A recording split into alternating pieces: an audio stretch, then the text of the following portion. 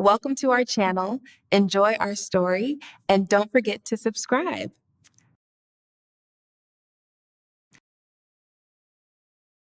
I woke to the sound of someone whispering outside my hospital room door. The voice was familiar. Dr. Harris, my attending physician for the past 2 months. But he wasn't talking to me. The words came in fragments, but they were enough to understand. My life was no longer measured in years or even months. It was measured in days. 3 days. I didn't scream, didn't cry. For 27 years, I'd run my own company, making decisions that affected the livelihoods of 300 employees, and I'd learned one thing. Emotions are a luxury you can afford later. Right now, I needed to think. I closed my eyes and listened to my own body. Weakness, constant nausea, the tremor in my hands that started 6 months ago and grew worse each week. Weight loss, 15 pounds in 3 months. Mental fog, gaps in my memory. The symptoms had come on so gradually that I'd blamed stress, blamed age. I just turned 52, blamed the endless meetings and sleepless nights. My primary care. Doctor had sent me to a neurologist, the neurologist to an oncologist, the oncologist to a hematologist. Tests, biopsies, scans. Each specialist shook their head, puzzled, and sent me to the next one. Nobody could figure out what was wrong with me. The illness was strange, progressive, unexplainable. Until this morning. 3 days. I repeated it to myself, trying to grasp it. 72 hours, 4,320 minutes. Then nothing. Emptiness. The end of everything I'd built, everything I was. Footsteps sounded outside the door, heavy, confident male. I would have known them anywhere. David, my husband, the man I'd shared a bed with for the past 4 years, who'd held my hand through every test, every scan, who'd whispered that everything would be okay, that we'd get through this together. I didn't open my eyes. Something inside me, instinct, intuition, that same inner voice that had helped me build a business from nothing, told me, wait, listen, the door opened quietly.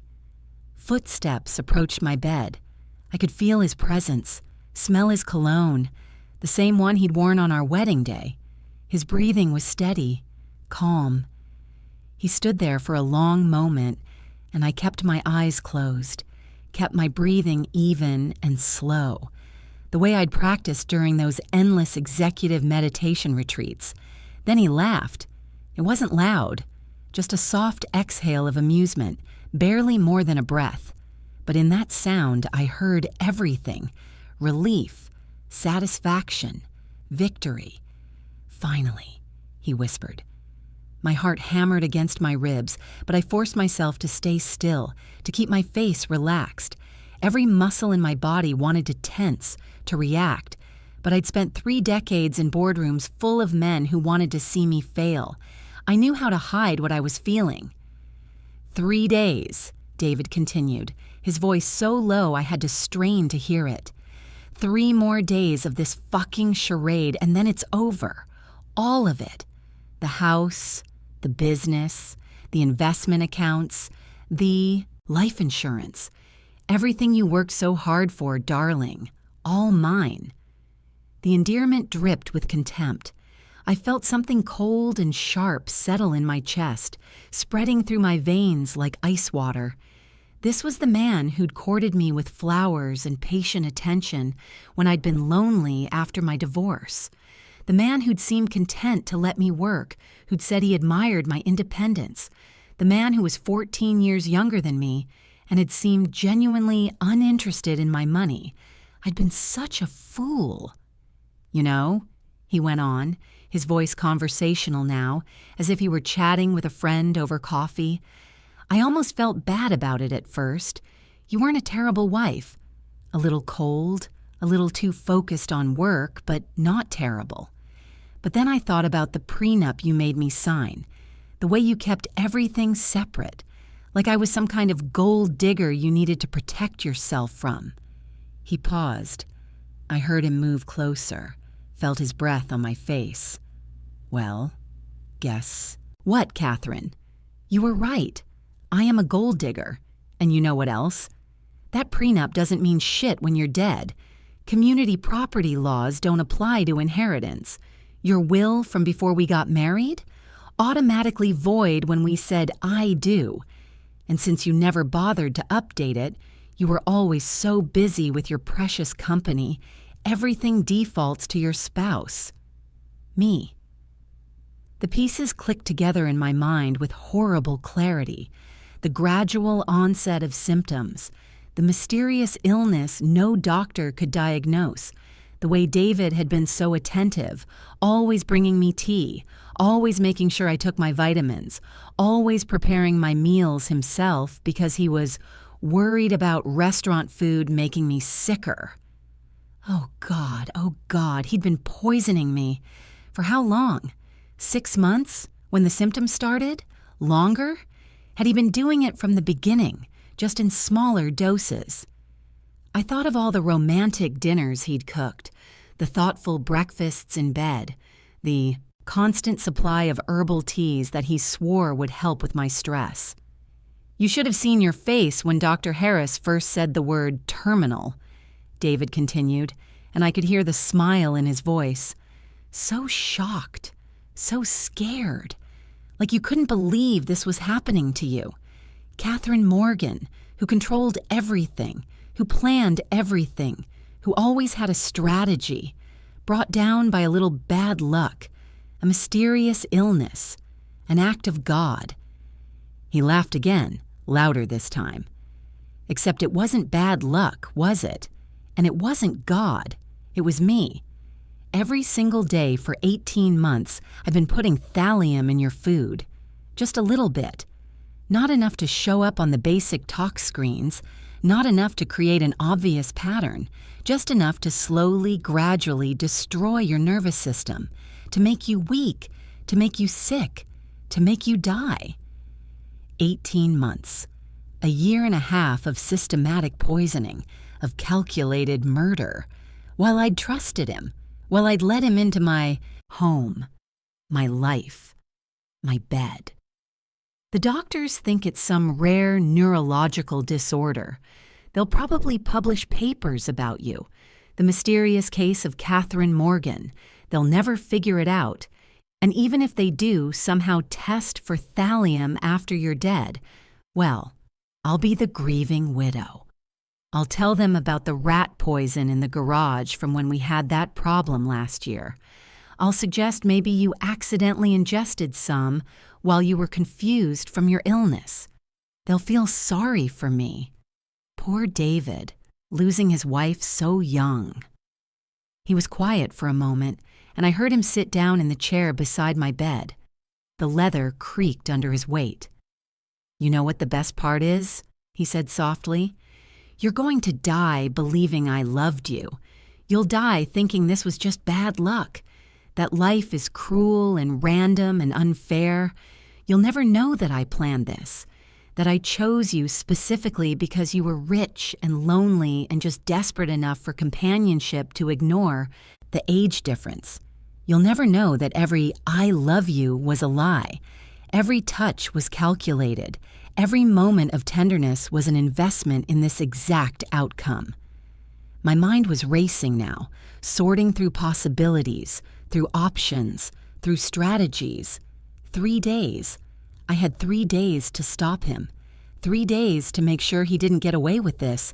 3 days to destroy the man who'd destroyed me. But first, I needed him to leave. I needed time to think, to plan, to act. As if reading my thoughts, David stood up. The chair scraped against the floor. "Well, I should probably go call your lawyer, start asking about the estate, about how quickly we can move things along after you pass. I'll play the devastated husband, barely holding it together. They'll eat it up. People always want to believe in love, don't they? Especially tragic love." His footsteps moved toward the door, then stopped. Goodbye, Catherine. Thanks for the life you're about to give me. I'll enjoy every second of it. The door opened and closed. His footsteps faded down the hallway. I opened my eyes. The room came into sharp focus. The bland walls, the monitoring equipment, the IV drip feeding into my arm. My mind was clearer than it had been in months, adrenaline burning away the fog that had clouded my thoughts. I had 3 days, 72 hours, and I was going to use every single minute. I pressed the call button for the nurse, then immediately released it. No, not the nurse. I needed someone else. Someone who wouldn't be noticed. Someone who had access but no stake in the outcome. Someone who could move through this hospital invisible, overlooked, forgotten. I thought of the woman who came every evening to empty the trash cans and mop the floors. She'd been here last night and the night before. Middle-aged, tired-looking, with kind eyes and hands that showed years of hard work. We'd exchanged a few words. She'd told me her name was Rosa, that she'd been working at this hospital for 12 years, that she was saving money to bring her mother up from Guatemala. Rosa. I needed Rosa. I waited, forcing myself to breathe slowly, to keep my heart rate steady so the monitors wouldn't alert anyone. Time crawled by. An hour. 2. A nurse came in to check my vitals, adjusted my IV, asked if I needed anything for pain. I said no, kept my voice weak, played the dying woman everyone expected to see. Finally, as the evening shift began and the light outside my window turned golden, I heard the rattle of a cleaning cart in the hallway. The door opened and Rosa backed in, pulling her supplies behind her. She saw me watching her and smiled apologetically. "So sorry, Mrs. Morgan. I can come back later if you're resting." "No," I said, and my voice came out stronger than I'd intended. I softened it, made it urgent but weak. "Please, I need to talk to you. Close the door." She hesitated, uncertainty crossing her face. But she did as I asked, closing the door and moving closer to my bed. "Are you okay? Should I call the nurse?" "No nurses," I said, "no doctors, just you. I need your help, Rosa, and in exchange, I'm going to change your life." She stared at me, confused, frightened. "I don't understand." "My husband is trying to kill me," I said, each word deliberate and clear. "He's been poisoning me for 18 months. In 3 days, I'm going to be dead, and he's going to inherit everything I've worked my entire life to build. Unless you help me stop him." Rosa's eyes widened. She took a step back, shaking her head. "Mrs. Morgan, I think the medication, maybe you're confused." "I'm not confused." I held her gaze, letting her see the clarity in my eyes, the absolute certainty. I heard him. Today. He stood right where you're standing and told me everything. He thought I was unconscious. He told me exactly what he's been doing and why. "Then call the police," Rosa whispered. "Tell the doctors." It's my word against his. I have no proof, no evidence, and I don't have time to get any. But I can make sure he doesn't win. I can make sure he gets exactly what he deserves. And I can make sure you never have to clean another floor for the rest of your life." Rosa shook her head again, backing toward the door. No, I can't get involved in this. I have my mother to think about, my job." "How much do you make a year?" I interrupted. 30,000, 35? How much do you have in debt? Medical bills, credit cards?" She stopped, her hand on the door handle. "I'm worth $43 million, I said quietly. "My company alone is valued at $65 million. The house is paid off, worth another $4 million. Investment accounts, life insurance, retirement funds, all of it goes to my husband when I die. Unless I change my will, unless I leave everything to someone else." Rosa's mouth opened, but no sound came out. "Help me," I said. "Bring me my lawyer, be my witness, testify to what I'm telling. You if it comes to that. And I will leave you everything, every single dollar. The house, the business, the investments, all of it. You'll never worry about money again. Your mother will have the best care available. You can go back to school if you want. Travel. Whatever you dream about doing with your life, you'll be able to do it. He'll fight it, Rosa breathed. Your husband. He'll say you weren't in your right mind, that I took advantage of you. That's why we're going to do this perfectly. We're going to document everything. We're going to have doctors evaluate my mental competency. We're going to have multiple witnesses. We're going to make it absolutely ironclad. And then we're going to build a case that puts David in prison for the rest of his miserable life. Rosa stood frozen, conflict playing across her face. Fear, hope, disbelief, temptation. Why me? She finally asked. Why not your lawyer? Why not someone you know? Because he knows everyone I know. He's charmed them all. They think he's the devoted husband, the patient caregiver. They'll question anything that comes from my inner circle. But you're invisible to him. He doesn't even know you exist, and that's exactly what I need. I could see her wavering. I pushed harder. You have a daughter, don't you? I remember you mentioning her. How old is she? 16, Rosa whispered. Does she want to go to college? A nod. Help me, and she can go anywhere she wants. Harvard, Yale, Stanford, full tuition, no loans, no debt. She can become anything she dreams of becoming. You can give her opportunities you never had. Isn't that worth the risk? Rosa's eyes filled with tears. If something happens to me, if he comes after me, my daughter has no one else. Nothing will happen to you. I promise you that. My lawyer will protect you. I'll set up security before I die. You'll have people watching over you every second. David won't be able to touch you. The silence stretched between us. Outside, I heard a doctor being paged over the intercom. A cart rattled past my door, life continuing as normal while my world balanced on the edge of a knife. Rosa took a shaky breath.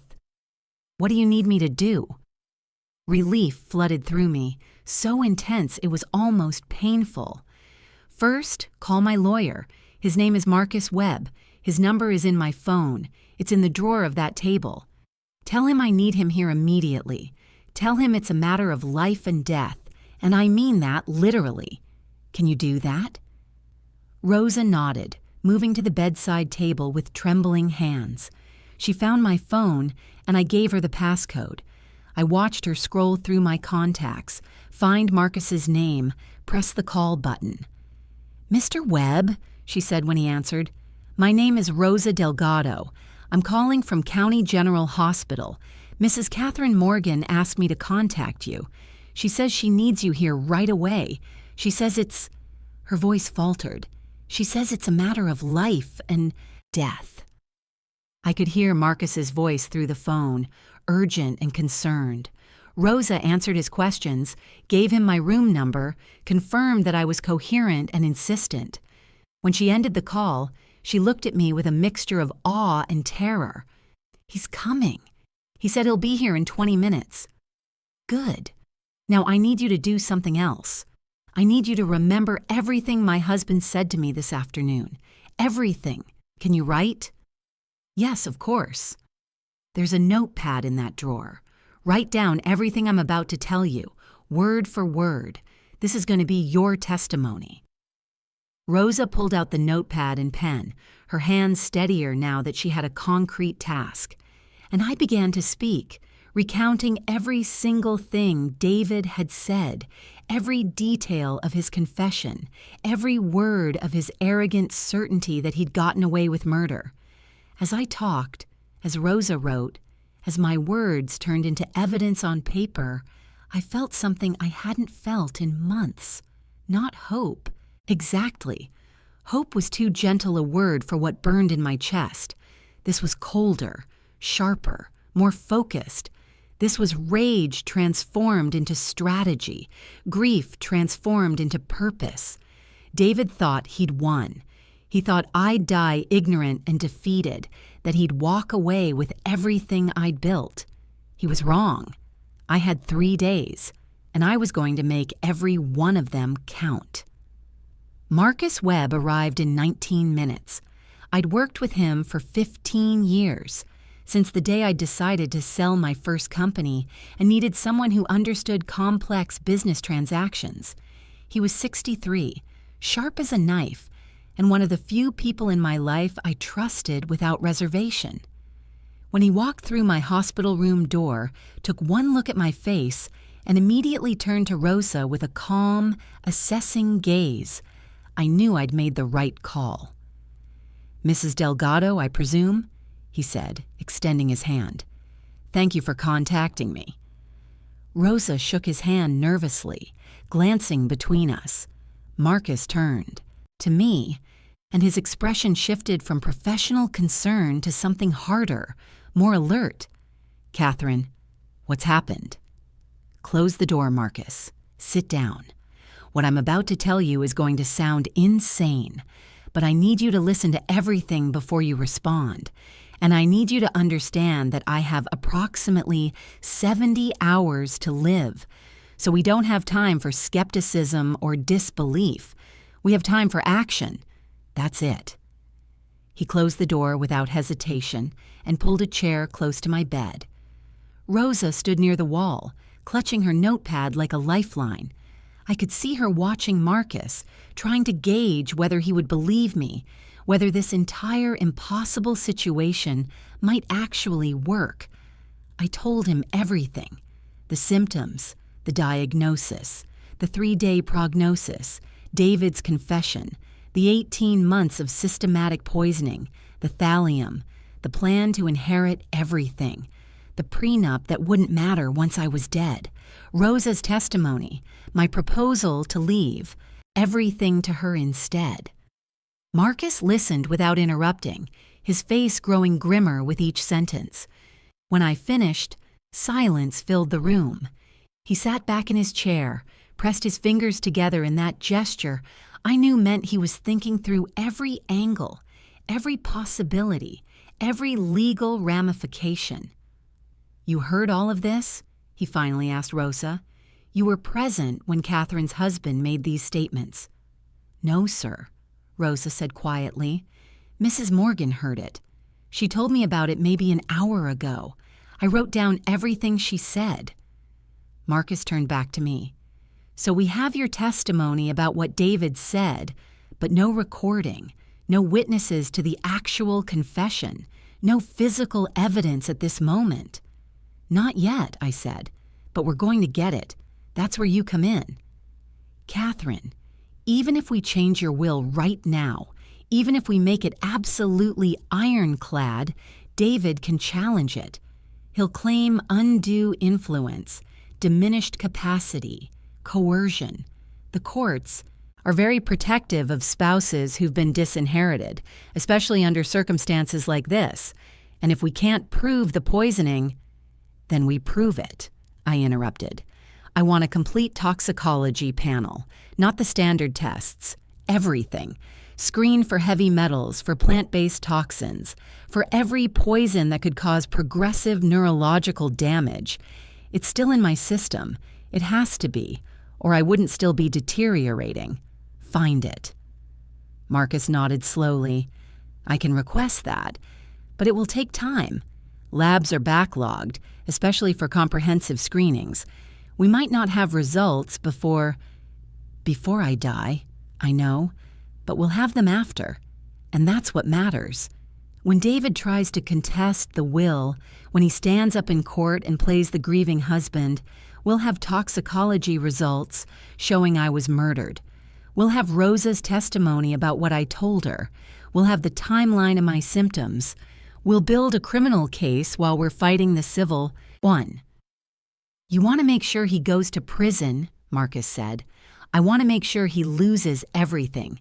His freedom, his reputation, his future. Every single thing he thought he was going to get by killing me. I want him to have nothing but regret and prison walls." Marcus was quiet for a long moment, studying my face.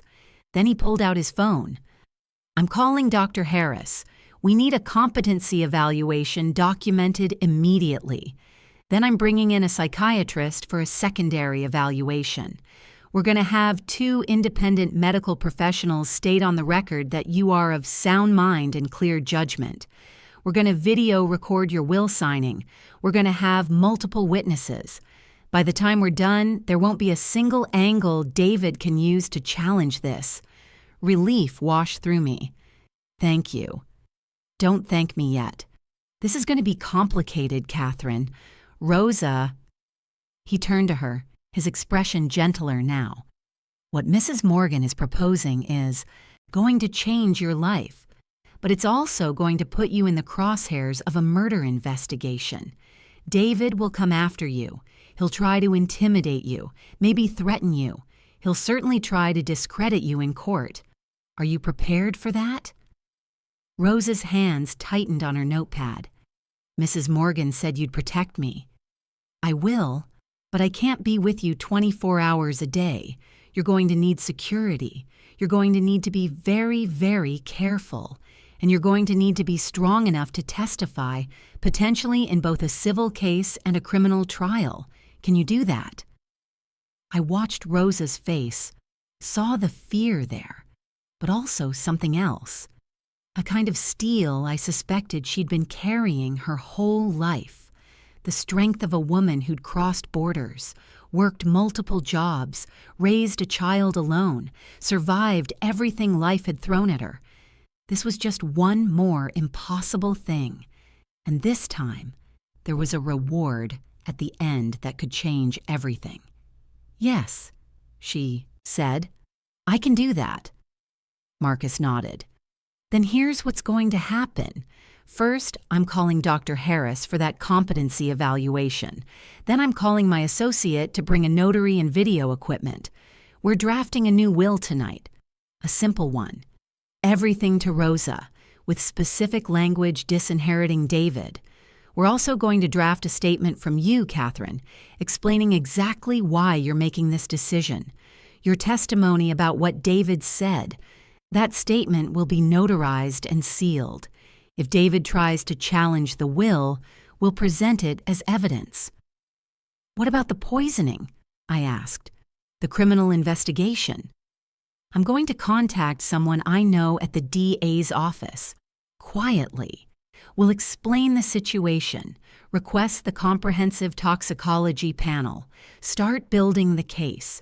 But Catherine, you need to understand, even if we find thallium or another poison in your system, proving David administered it is going to be extremely difficult. We'll need more than just the poison. We'll need opportunity, access, method. We'll need to trace purchases, find evidence of acquisition. We'll need to establish a pattern." "He said he put it in my food," I said, "every day for 18 months. That means he had a supply. Somewhere in our house, in his car, in his office, somewhere there's evidence. And he's been confident enough to get sloppy. He thought I'd never know. He thought no one would ever look." "I'll hire a private investigator," Marcus said. "Someone good, discreet. We'll start digging into David's background, his finances, his movements. If he bought thallium, there's a paper trail. If he had an accomplice, there's communication. People who commit murder think they're smarter than they are. They make mistakes." Rosa raised her hand slightly, like a student in a classroom. "I could look." We both turned to her. "In the house," she continued, her voice gaining confidence, "if you need someone to search for evidence, I could do it. He doesn't know me.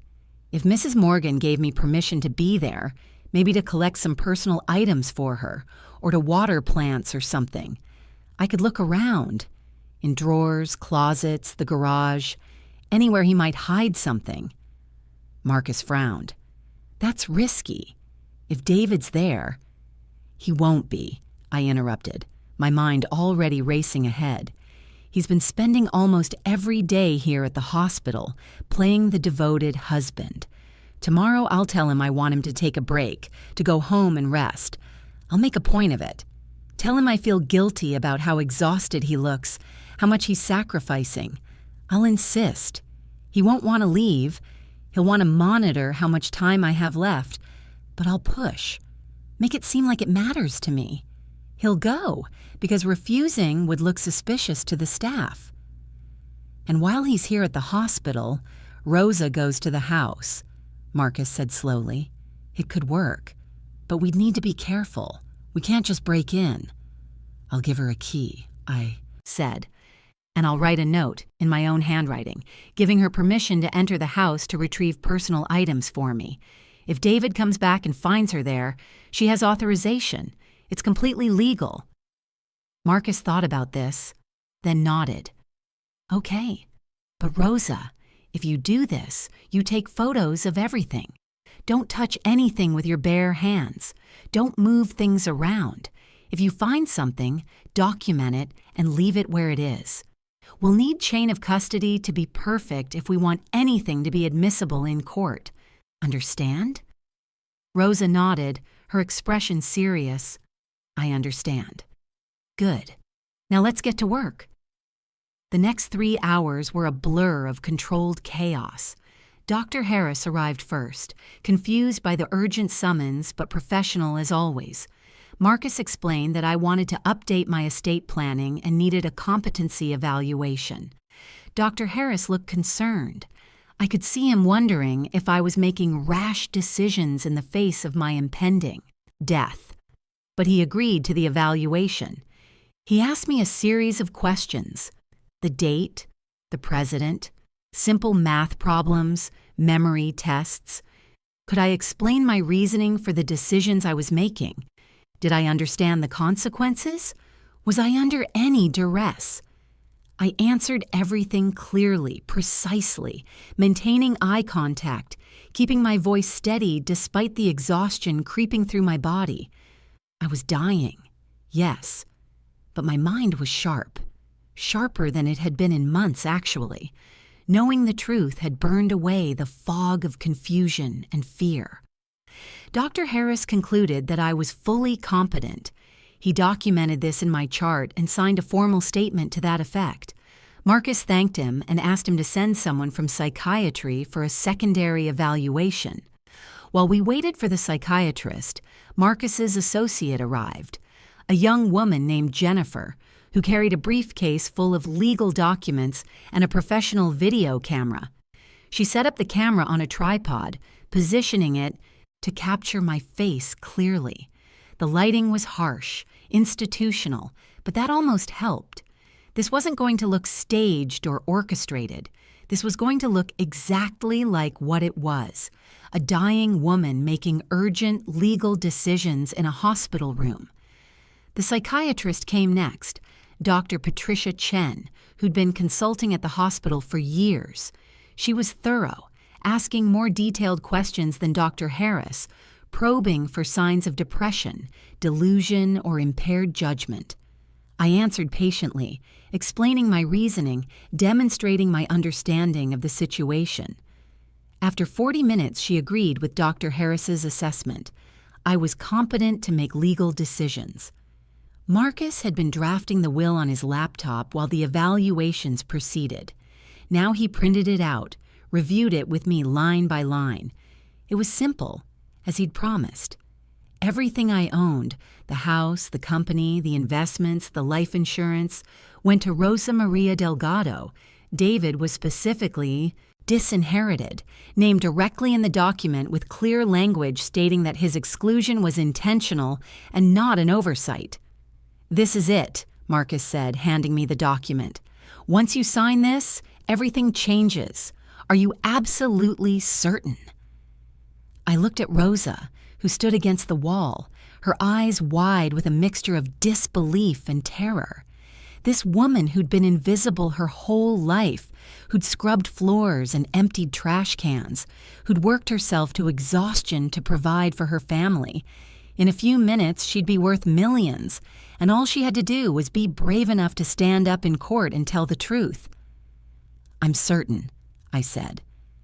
Jennifer started the video camera. Marcus stated the date and time, identified everyone present in the room, confirmed that the psychiatric and medical evaluations had found me competent. Then he held the will where the camera could see it, reading key sections aloud. Finally, he handed it to me. I signed. Rosa signed as a witness. Jennifer signed as a second witness. Marcus notarized it. The camera recorded everything. "It's done," Marcus said quietly. "As of right now, David inherits nothing." I felt something loosen in my chest. Not relief exactly, but a grim satisfaction. The first part of my plan was complete. Now for the harder part. Marcus packed away the will in his briefcase, along with the signed statements from both doctors. Jennifer disassembled the camera equipment.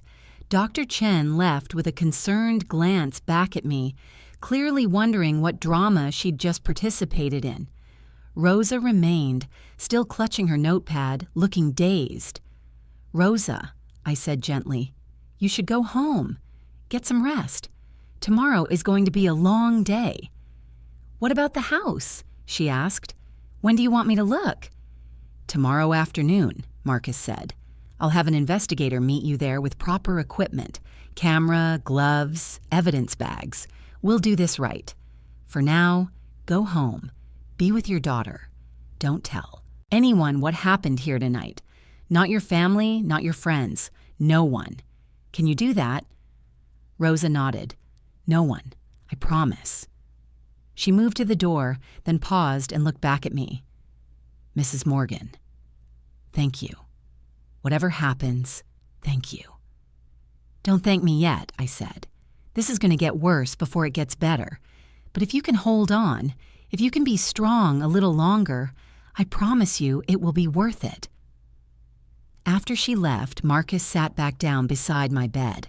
The room felt suddenly empty, quiet except for the beeping of monitors and the distant sounds of the hospital. "Are you sure about this?" he asked. "Not the will, I know you're sure about that, but the rest of it. The investigation, the confrontation. Catherine, you could just let this go. Change the will. Make sure David gets nothing and let it end there. You don't have to destroy him." "Yes, I do," I said, and my voice was harder than I'd heard it in months. "He didn't just kill me, Marcus. He stole 18 months of my life. He made me doubt myself, made me think I was losing my mind. He stood beside my hospital bed and gloated about murdering me. He thought I was too weak, too unconscious, too close to death to matter anymore. He was wrong." Marcus studied me for a long moment, then nodded. "Okay, then we do this all the way. I'll call my investigator tonight. Jack Torres, former FBI, best in the business. I'll brief him on the situation, have him meet Rosa tomorrow. I'll also reach out to my contact at the DA's office, get the ball rolling on the criminal investigation, and I'll arrange security for Rosa. If David figures out what we're doing—" "He won't," I said. "Not yet. He thinks he's already won. That's his weakness, his arrogance. He's not going to suspect anything until the will is read. By then it will be too late." "What about you?" Marcus asked quietly. "How are you holding up? Really?" I wanted to lie, to say I was fine, that I was handling this. But Marcus had known me too long. He'd seen me through my divorce, through hostile takeovers, through the death of my mother. He knew when I was putting on a brave face. "I'm angry," I said finally. "So angry I can barely breathe sometimes. And I'm scared. Not of dying. I've made peace with that. But scared that something will go wrong. That David will get away with this. That he'll walk out of that will reading and find some way to overturn it. Some loophole we didn't think of. That he'll win after all." "He won't," Marcus said firmly. "I've been practicing law for 37 years. I've never lost an estate case. and I've never wanted to destroy someone in court as much as I want to destroy him. He's not going to win, Catherine. I promise you that. After Marcus left, promising to return first thing in the morning with updates, I lay in the dark, listening to the hospital sounds around me. Footsteps in the corridor, a patient coughing in a nearby room, the squeak of a medication cart. Normal sounds, life continuing as it always did, indifferent to individual suffering or triumph. I thought about David, probably at home now in our house, maybe pouring himself a celebratory drink, thinking about how he'd spend my money, what he'd buy first, whether he'd keep the company or sell it immediately, planning his new life, built on my corpse. He thought he knew me, thought he understood how I operated, but he'd made one critical mistake. He'd underestimated how far I'd go to win. He thought death would be my defeat. He was about to learn that I could strike from beyond the grave. I must have dozed off eventually because I woke to sunlight streaming through the window and the sound of David's voice in the hallway. My heart rate spiked. The monitor beside my bed beeped faster, and I forced myself to breathe slowly to calm down. I couldn't let him see that anything had changed. I had to be the same dying woman he'd left yesterday, weak, confused, oblivious. The door opened. David walked in carrying a bouquet of flowers. Daisies, my favorite, though he probably didn't remember that. Probably just grabbed whatever looked appropriately cheerful and sad at the same time. He was wearing the gray sweater I'd bought him last Christmas, and his expression was perfectly calibrated, concerned, tired, devoted. "Hey, sweetheart," he said softly, setting the flowers on the bedside table. "How are you feeling this morning?" I made my voice weak, slightly slurred. "Tired. Everything hurts." "I know.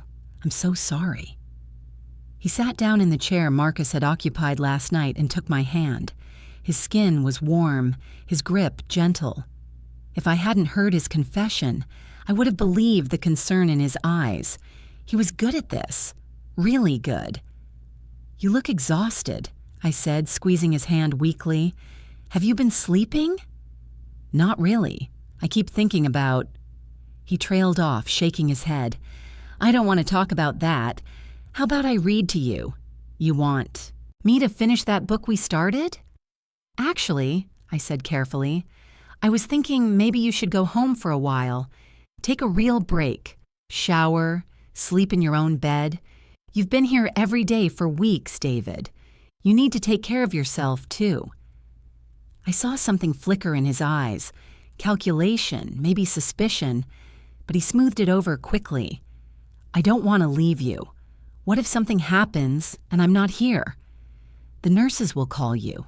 And honestly—" I made my voice embarrassed, ashamed. "I feel guilty, watching you wear yourself out like this. I know how hard this is for you.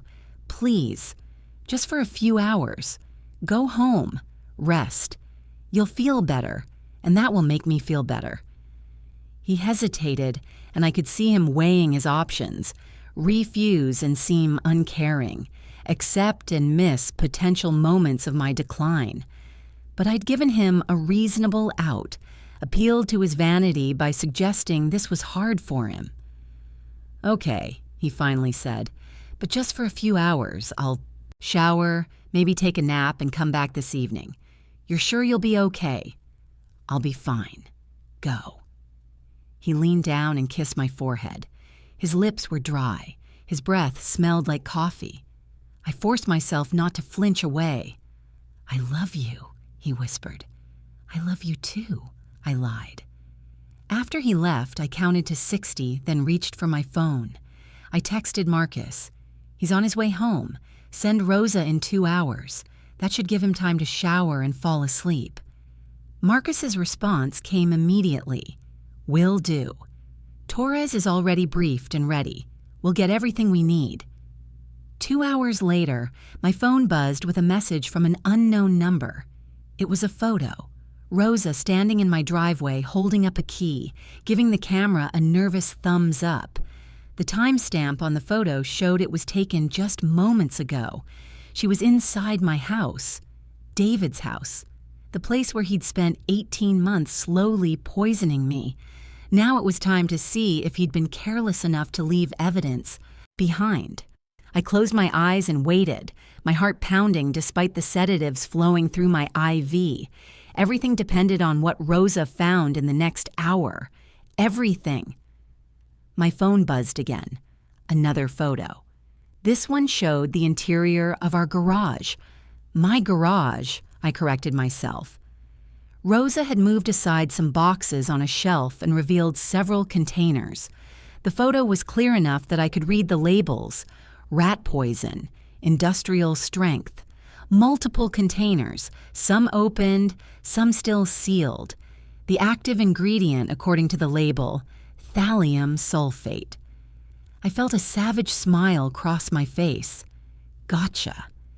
More photos came through over the next hour. Rosa had found a notebook in David's study, dates and measurements carefully recorded. He'd been documenting his poisoning schedule like it was a science experiment. The arrogance of it was stunning. He'd kept records. There were also credit card statements showing purchases from chemical supply companies, emails from a woman named Jessica discussing when she finally dies and getting married immediately after. So there was an accomplice, a mistress waiting in the wings. Rosa had photographed everything exactly as instructed. She hadn't touched anything with her bare hands. She'd left everything in place, and she documented the locations precisely so investigators would know exactly where to look. My phone rang. Marcus. "We've got him," he said, and I could hear the satisfaction in his voice. Everything Rosa found is more than enough for probable cause. I'm contacting the DA right now. They'll want to move fast before David has a chance to destroy evidence.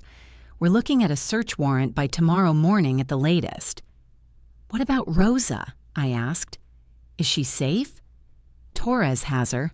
They left through the back, made sure no neighbors saw them. She's shaken up, but okay. Catherine, this is going to work. Everything you planned, it's actually going to work."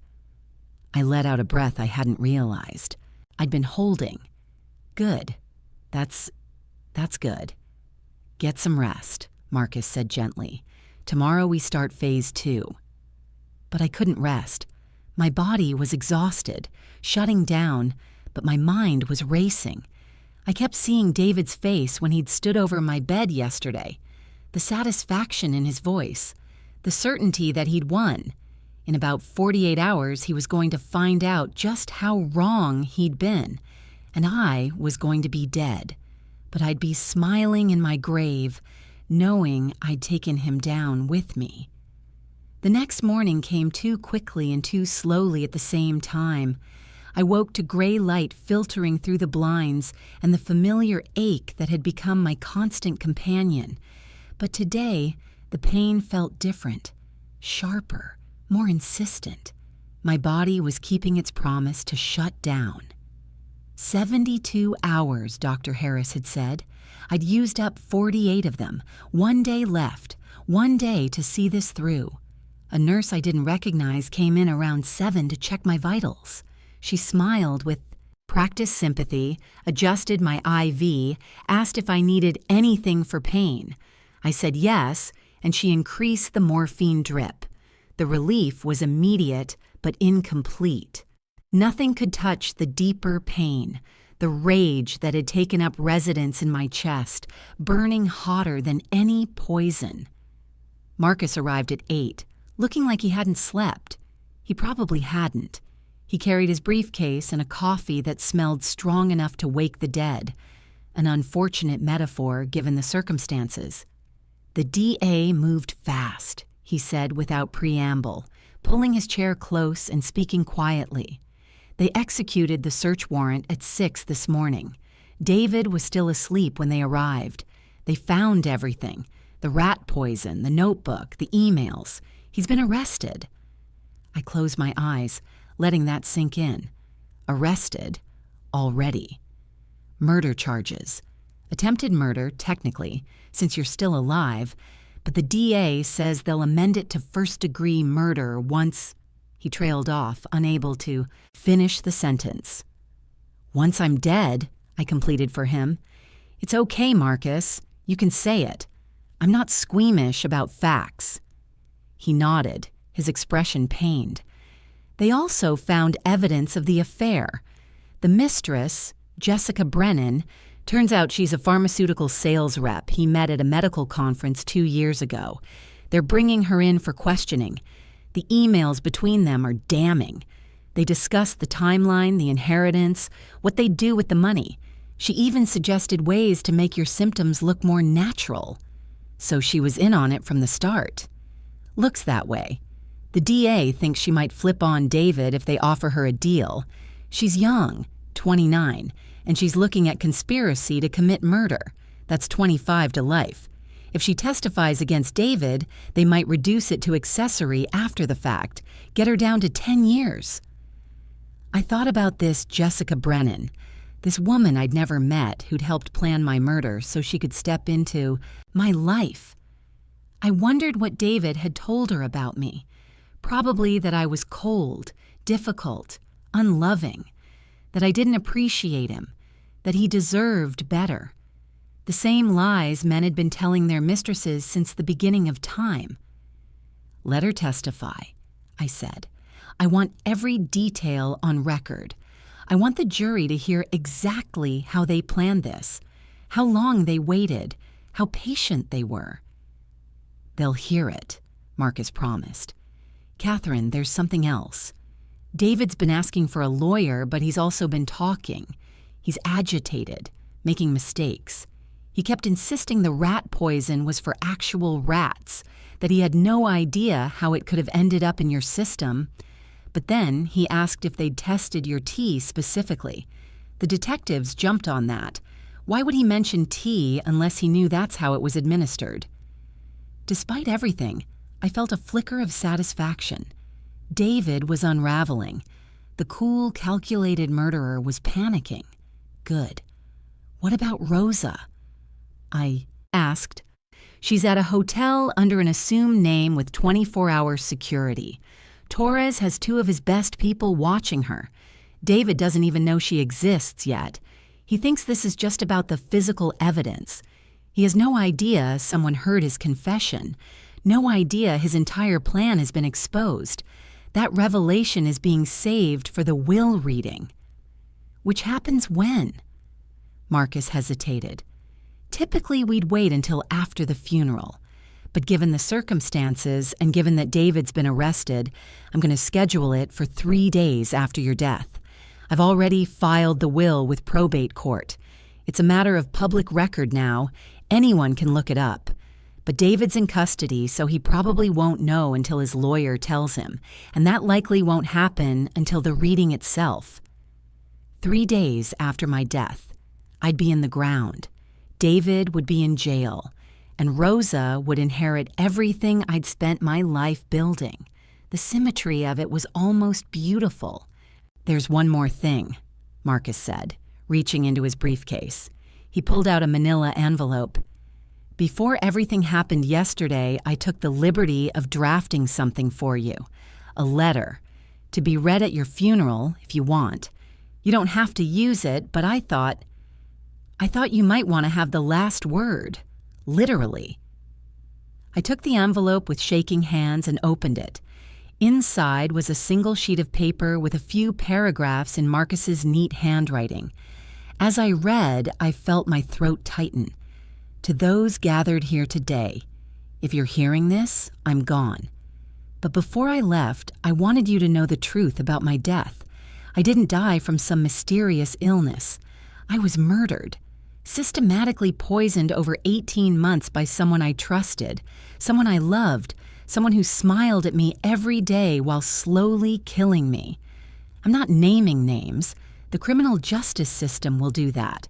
But I want you to understand that my death was not natural, not peaceful, not acceptable.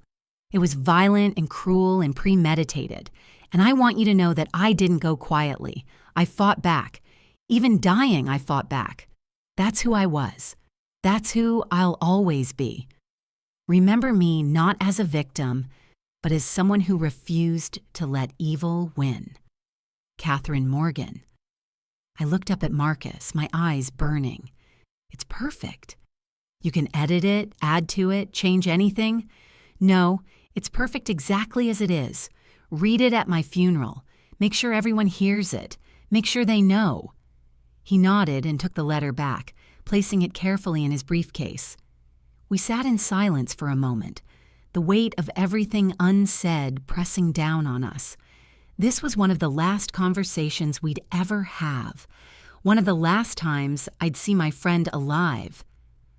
I'm scared, I admitted quietly. Not of dying. I've made peace with that. But of what comes after? What if the jury doesn't convict? What if David's lawyer finds some technicality? What if Rosa can't handle the pressure and the whole thing falls apart? It won't, Marcus said firmly. We've built an ironclad case. The physical evidence, the emails, the testimony, the financial motive, it's overwhelming. And Rosa is stronger than you think. I've spent time with her. She's terrified, yes, but she's also determined. She understands what you've given her. She understands what's at stake. She won't break. I wish I could be there, I said, at the trial, to see his face when they convict him. You'll be there, Marcus said. Your testimony, the statement we recorded, the letter, everything you've documented, that's you in the courtroom. Your voice, your truth. He won't be able to escape it. A knock on the door interrupted us. Dr. Harris entered, looking uncomfortable. Mrs. Morgan, I'm sorry to interrupt, but you have another visitor. Your husband's attorney. He's asking to speak with you.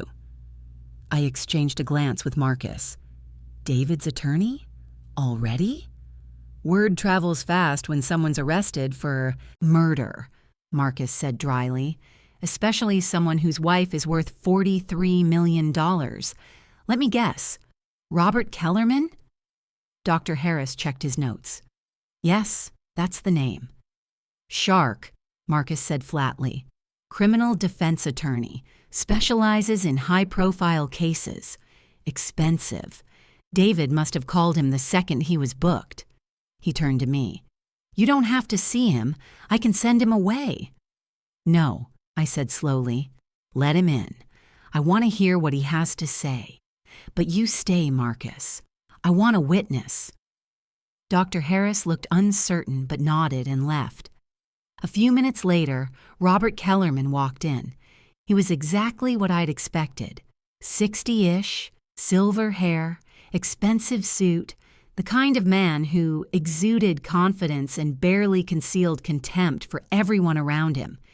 He looked at me in the hospital bed with a practiced expression of sympathy. Mrs. Morgan, I'm so sorry to intrude at such a difficult time. I'm Robert Kellerman.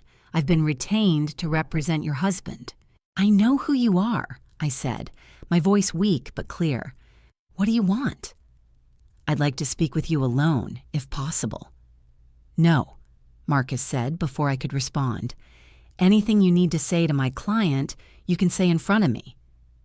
Kellerman's expression didn't change, but I saw irritation flicker in his eyes. Very well. Mrs. Morgan, I want to be direct with you. The charges against your husband are extremely serious, but I believe they're based on circumstantial evidence and misunderstandings. The rat poison found in your home was legitimately purchased for pest control. The notebook is simply documentation of your symptoms. David was keeping records to share with your doctors. The emails with Miss Brennan are inappropriate, yes, but they don't prove murder. They're the fantasies of a desperate man watching his wife die, imagining what life might be like after. Distasteful, but not criminal.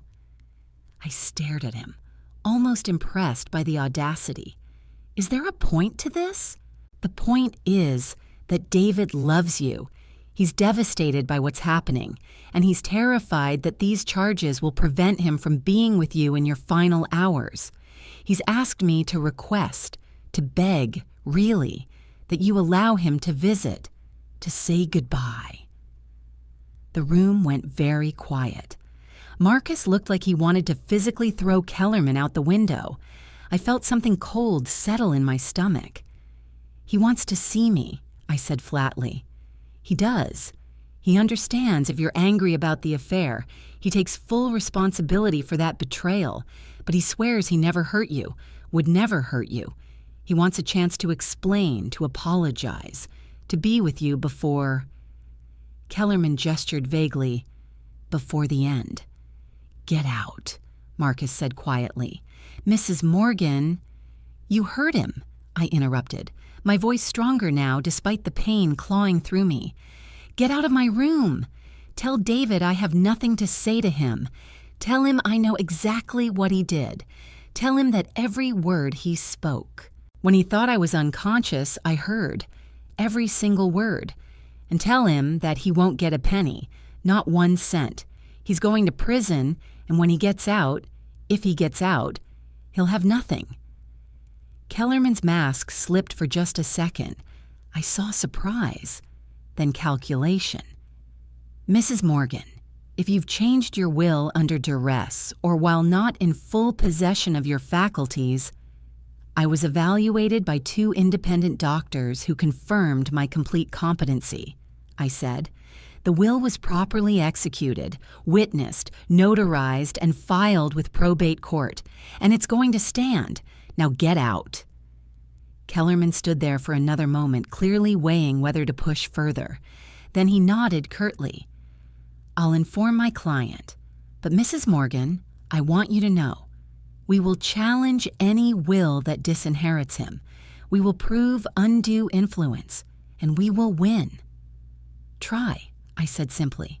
"I'll be dead, but my attorneys will be very much alive, and they're better than you." After he left, Marcus let out a long breath. "That was stupid of him. Coming here, trying to intimidate you. He just showed his hand. He's worried about the will, which means he knows the criminal case is solid. He's already thinking about salvaging what he can financially." "David sent him to scare me," I said, "to make me think I should change the will back, maybe out of fear or guilt or some misguided sense of fairness. He's panicking." "Good. Let him panic." The rest of the day passed in a haze of pain and visitors. Dr. Harris checked on me every hour, his expression growing more concerned each time. My vitals were declining. My breathing was becoming labored. The end was approaching faster than even he'd predicted. Marcus stayed by my side, handling phone calls, coordinating with the DA's office, managing the endless details. Rosa called twice, her voice shaking, asking if I needed anything.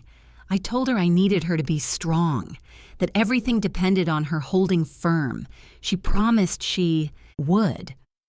As evening approached and the light outside my window turned gold and then gray, I felt myself slipping. Not into unconsciousness exactly, but into something else, a kind of waiting. My body was shutting down, system by system, and there was nothing anyone could do to stop it. "Marcus," I said quietly. He'd been working on his laptop, but he immediately closed it and moved closer. "I'm here. When it happens, when I die, I need you to promise me something. Anything. Make sure Rosa knows this isn't her fault. Make sure she understands that I chose this, that I wanted her to have everything, that she earned it by being brave enough to help me. She's going to feel guilty. I know she will. But I need you to tell her that guilt is wasted on the dead. Tell her to live, to be happy, to use what I've given her to make the world a little bit better." Marcus's eyes were wet. "I'll tell her, I promise. And David, make sure he suffers, not just in prison. Make sure everyone knows what he did. Make sure his name becomes synonymous with greed and cowardice and evil. Make sure he lives long enough to regret every decision he made. He will. Catherine, I swear to you, he will pay for what he did." I nodded, satisfied. "Good. That's all I needed to hear. The morphine was pulling me under now, making everything soft and distant. I could hear the monitors beeping, could hear Marcus calling for Dr. Harris, could hear voices and footsteps and the sounds of medical emergency. But it all seemed very far away, like I was already leaving, already floating somewhere else. My last thought, surprisingly, wasn't about David or revenge or justice. It was about Rosa. Rosa, who'd taken a chance on a dying woman's desperate plan. Rosa, who'd risked everything for the possibility of a better life. Rosa, who would wake up tomorrow and find out she was worth $43 million. I hoped she'd buy her daughter something beautiful. I hoped she'd go back to school. I hoped she'd live with joy and purpose and none of the bitterness I'd carried for so long. I hoped she'd be happy. And then there was nothing. Rosa Delgado stood in the back of the chapel, her hands clasped in front of her, trying to be invisible. It had only been 3 days since Catherine Morgan's death, but it felt like 3 years. Everything had happened so fast. The death, the arrest, the media frenzy, the lawyers calling every hour with updates and instructions and reassurances, and now the funeral. The chapel was full, standing room only. Business associates, former employees, distant relatives who'd barely known Catherine but showed up anyway because that's what people did when someone rich died. Rosa recognized a few faces from news reports about Catherine's company, but most were strangers. David wasn't there. He was in jail, held without bail as a flight risk. His attorney had tried to get him released for the funeral, but the judge denied it. Rosa was grateful. She didn't think she could stand being in the same room with him, knowing what he'd done, knowing what he'd planned to do to her when he found out about the will. Marcus Webb stood at the front of the chapel, looking older and more tired than when Rosa had first met him 4 days ago. He was holding a piece of paper, Catherine's letter. "Before we proceed," Marcus said, his voice carrying clearly through the silent chapel, "Catherine left instructions that I read something she wrote in her final days. Some of you may find this difficult to hear, but it was her wish that you know the truth." He began to read. Rosa watched the faces of the mourners as they processed Catherine's words. Shock, disbelief, horror. By the time Marcus reached the end, "Remember me not as a victim, but as someone who refused to let evil win," several people were crying openly. A woman in the front row stood up abruptly and walked out, her heels clicking angrily on the marble floor. Rosa, later, learned she'd been David's sister, who'd refused to believe her brother was capable of murder. She'd left the funeral and gone straight to the press, claiming Catherine had been delusional, that the letter was evidence of diminished capacity. It didn't matter. The physical evidence was too strong. The notebook, the emails, the rat poison, all of it pointed to a carefully planned murder. David's sister could protest all she wanted. The truth was clear. After the funeral, Marcus pulled Rosa aside. They stood in the parking lot, away from the other mourners, away from the reporters who'd shown up hoping for a statement. "The will reading is tomorrow," he said. 10 a.m. at my office. David's attorney will be there.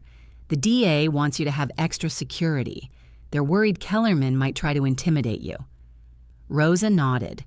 She'd barely slept since Catherine's death, jumping at every sound, convinced David had somehow escaped and was coming for her.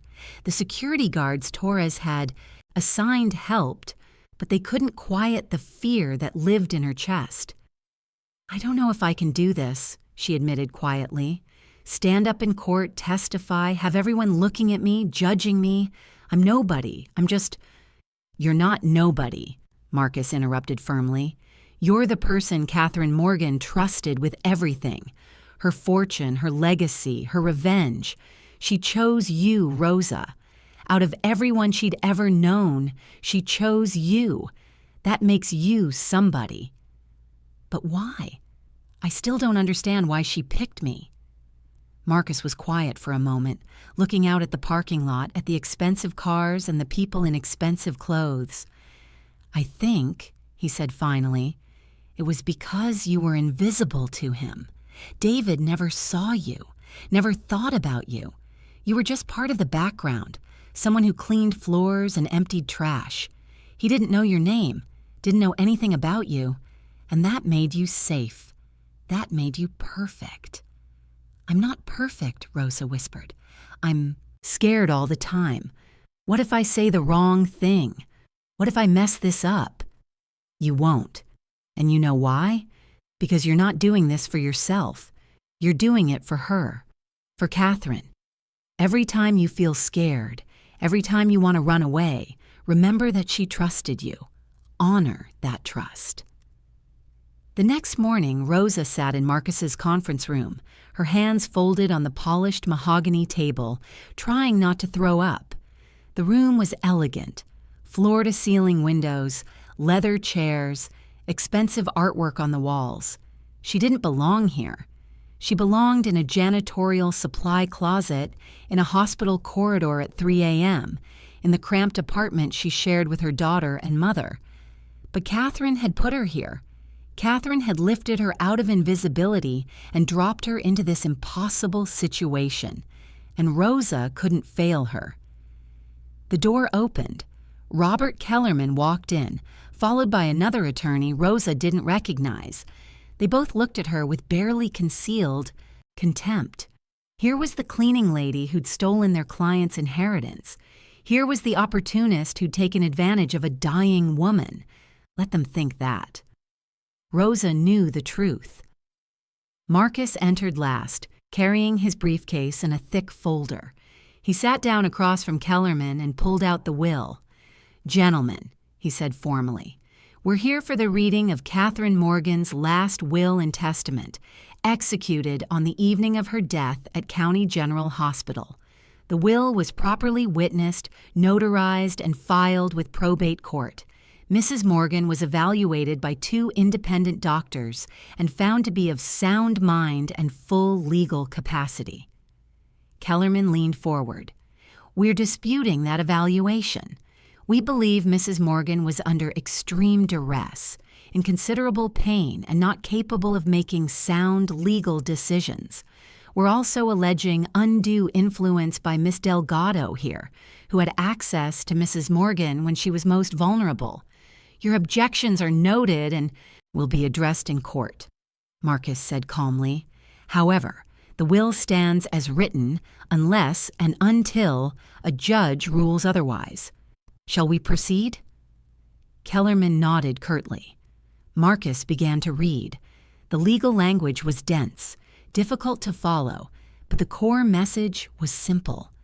Everything Catherine Morgan owned, her house, her business, her investments, her life insurance, went to Rosa Maria Delgado. David Morgan was specifically disinherited and would receive nothing. The room was very quiet when Marcus finished. Kellerman's face had gone red, his jaw clenched.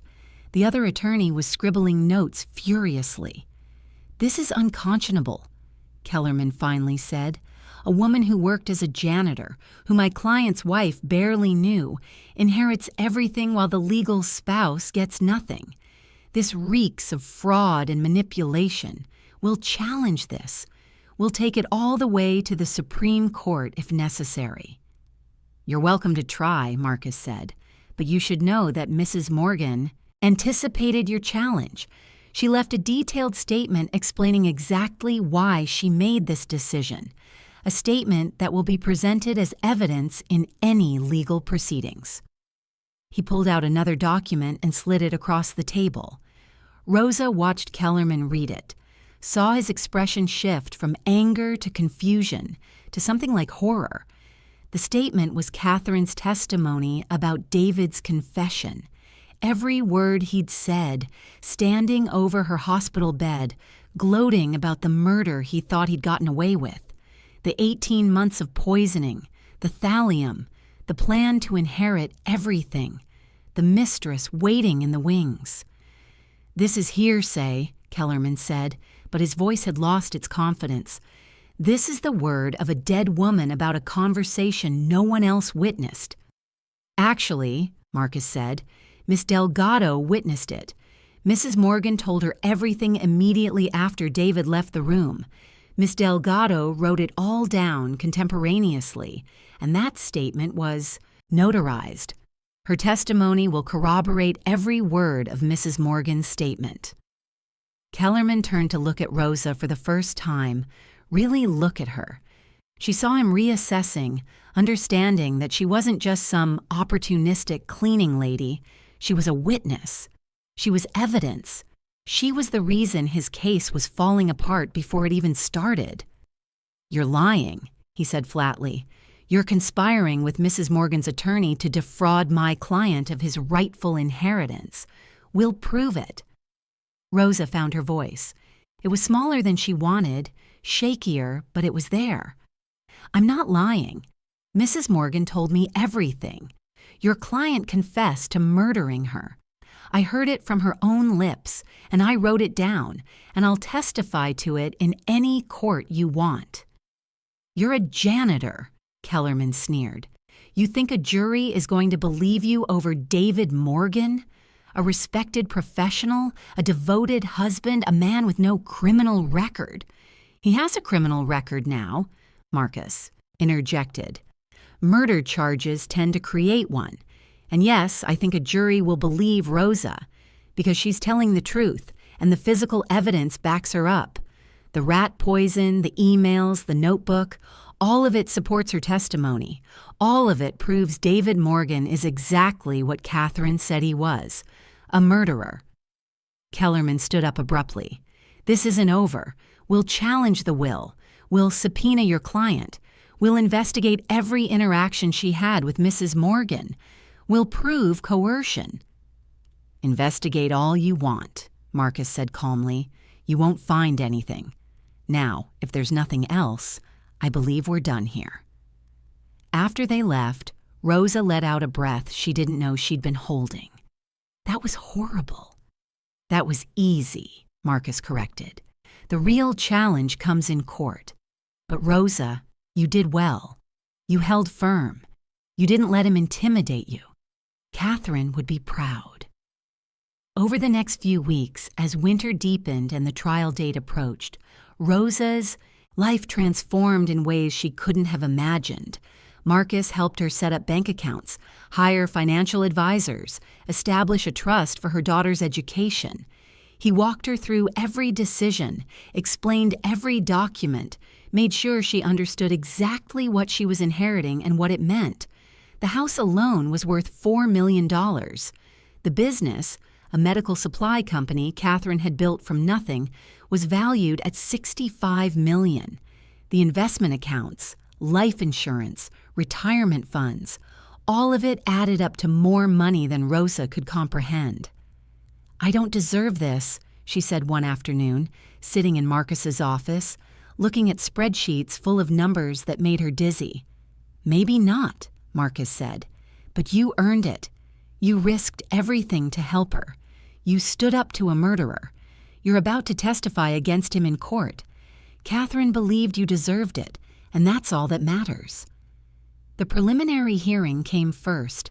Rosa sat in the courtroom, her hands clenched in her lap, as the prosecution laid out their case. The rat poison found in the garage matched to the thallium in Catherine's system, the notebook documenting the poisoning schedule, the emails between David and Jessica discussing Catherine's death like it was a business transaction, the pharmacy records showing David had purchased the exact type of rat poison used. David sat at the defense table, his expression carefully neutral, but Rosa could see the tension in his shoulders, the way his jaw tightened whenever the prosecutor mentioned evidence. He looked smaller somehow, diminished. Prison had not been kind to him. When it was Rosa's turn to testify, she walked to the witness stand on shaking legs. She placed her hand on the Bible, swore to tell the truth, and then looked directly at the prosecutor.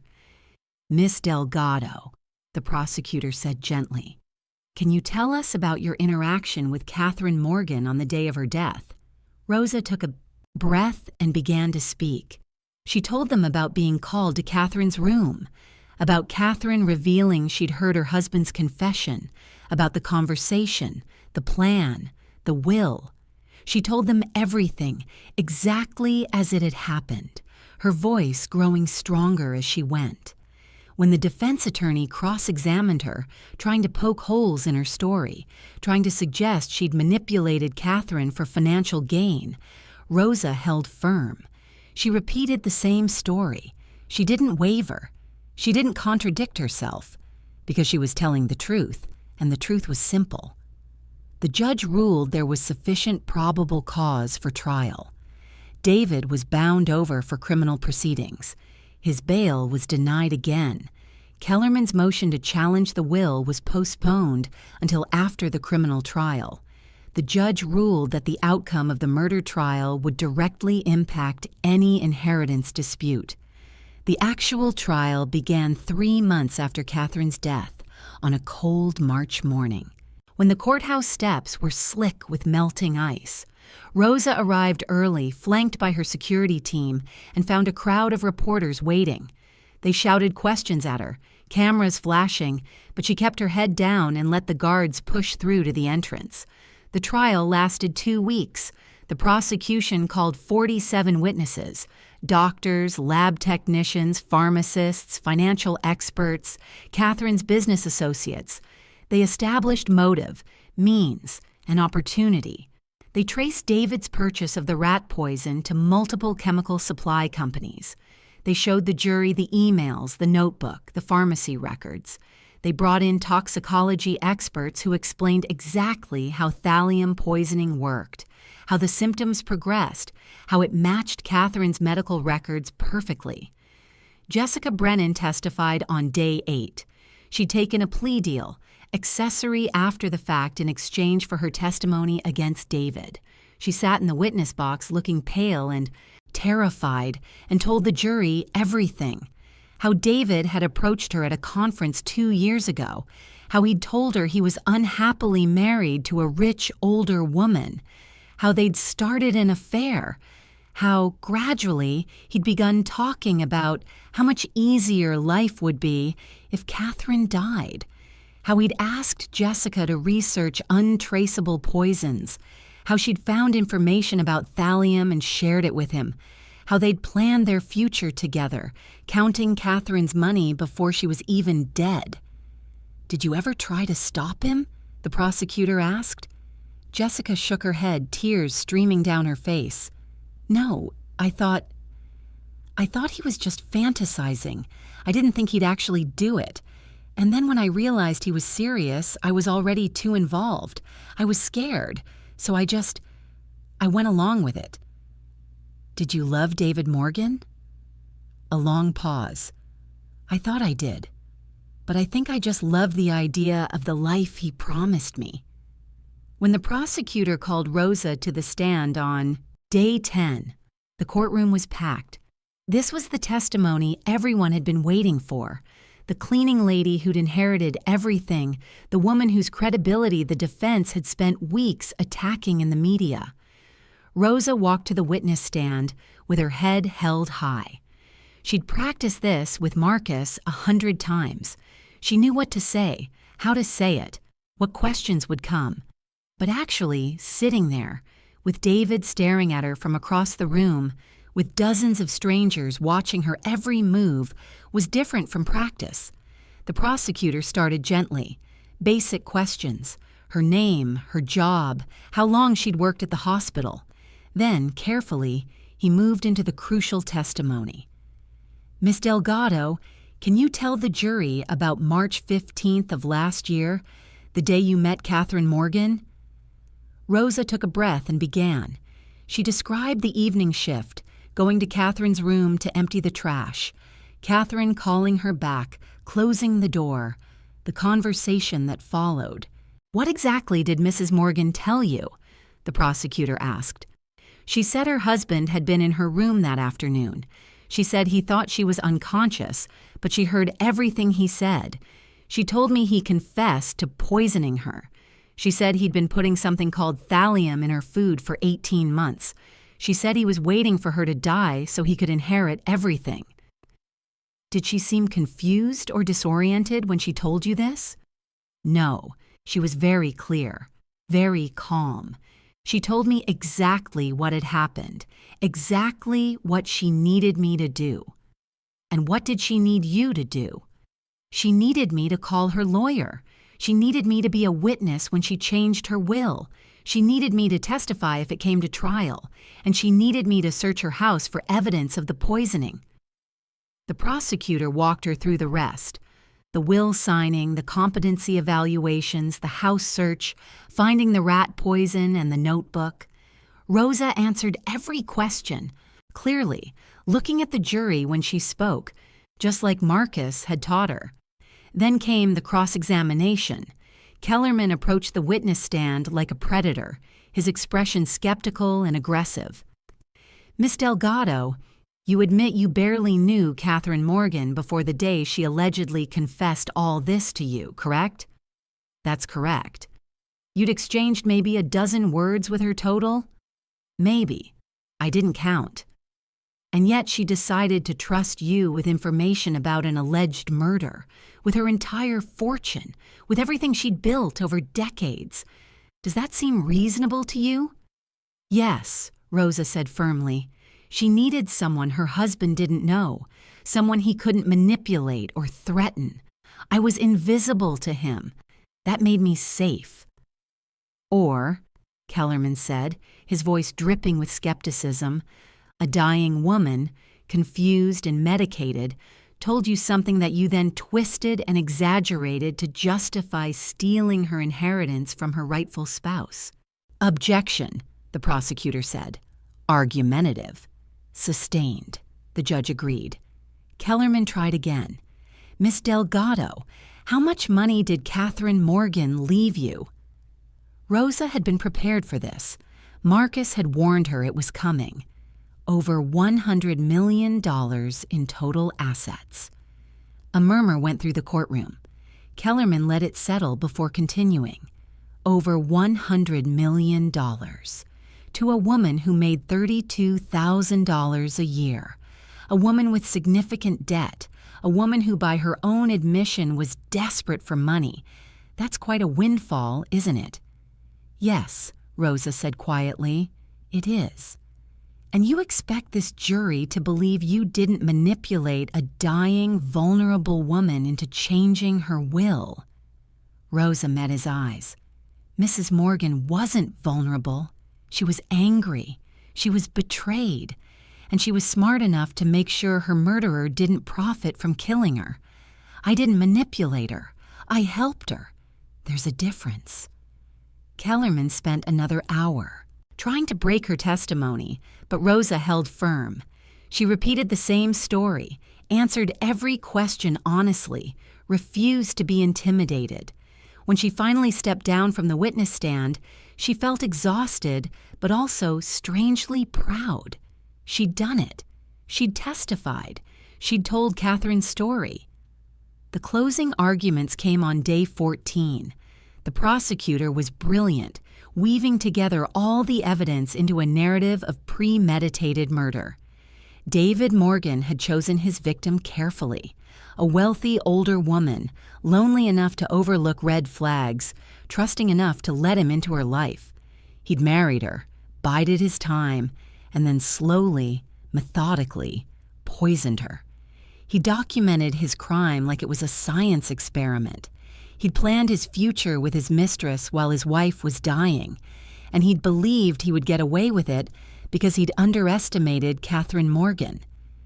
Kellerman's closing argument was predictable. Reasonable doubt, circumstantial evidence, a rush to judgment. He portrayed David as a loving husband, confused and heartbroken by his arrest. He suggested the rat poison was legitimately for pests. The notebook was medical documentation. The emails were misunderstood. He attacked Rosa viciously, calling her an opportunist who'd manipulated a dying woman for financial gain. The jury deliberated for 7 hours. Rosa waited in a private room with Marcus, unable to eat, barely able to breathe. Everything hinged on this.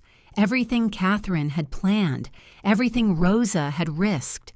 When the bailiff finally came to call them back to the courtroom, Rosa's legs almost wouldn't support her. Marcus had to help her walk.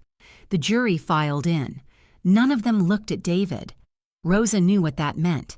She'd read enough articles about trials to know that jurors avoided looking at defendants they were about to convict. "Has the jury reached a verdict?" the judge asked. "We have, Your Honor." "What say you?"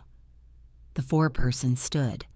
On the charge of murder in the first degree, we find the defendant, David Morgan, guilty. The courtroom erupted. David's sister screamed from the gallery. Reporters scrambled for the exits to file their stories. David himself sat frozen, his face pale, his hands gripping the table. The judge banged his gavel, calling for order. "Mr. Morgan, you have been found guilty of murder in the first degree.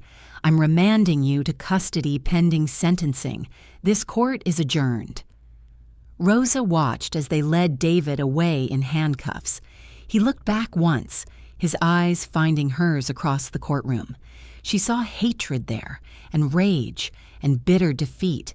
She met his gaze steadily, didn't look away. This was for Catherine. All of it. The sentencing hearing was held 6 weeks later. The judge gave David life in prison without the possibility of parole. Jessica got 10 years, with eligibility for parole after 7. Kellerman immediately filed an appeal, but Marcus said it was just procedure. With the evidence as strong as it was, the conviction would stand.